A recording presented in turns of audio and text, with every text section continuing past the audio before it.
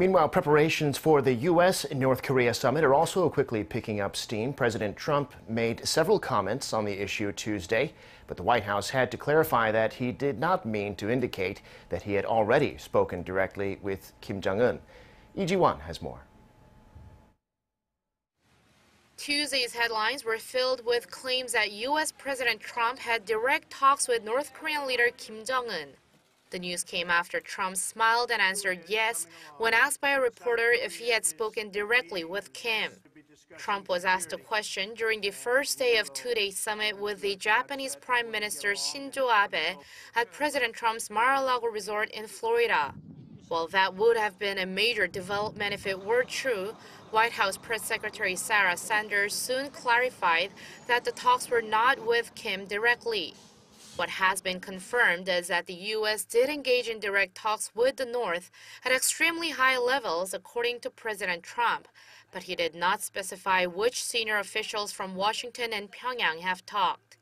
The U.S. leader also said that he believes there is a lot of goodwill and that good things are happening, but stressed that Washington will see what happens, as it is ultimately the end result that is important rather than the fact that they are working on having a meeting. Just hours after Trump's comments, there was a report that CIA Director Mike Pompeo visited Pyongyang.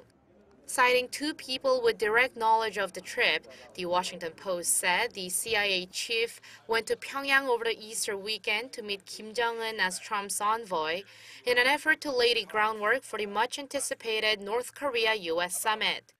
The Easter weekend was from March 31st to April 1st, not long after Pompeo had been nominated for Secretary of State.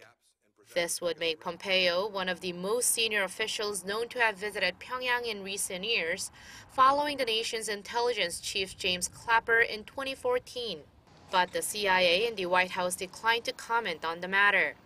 The intelligence agency has been in direct contact with the North in recent weeks.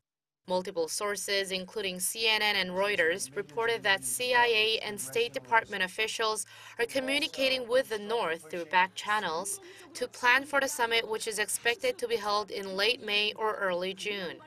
Lee Ji-won, Arirang News.